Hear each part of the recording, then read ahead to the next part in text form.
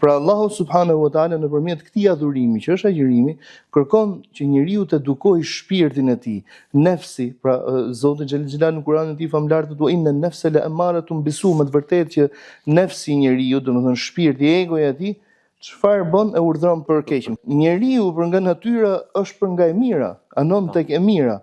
Por janë pikërisht të faktorët, nefsi në rastin konkret, kur nuk e ka një lloj edukate, kur nuk edukohet nefsi, atëherë të nxit vazhdimisht për keq. Pra agjërimi i shpirtit, që është grada më e lartë, është agjërimi i cili kufizohet domethënë në edukimin e shpirtit.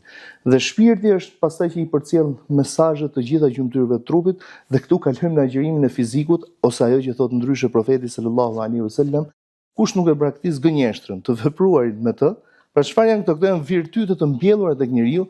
Le ta di se Allahu subhanahu wa taala nuk ka nevojë që ai të praktikojë të ngrënën dhe të pirën, pra që të ketë thjesht një agjërim të trupit.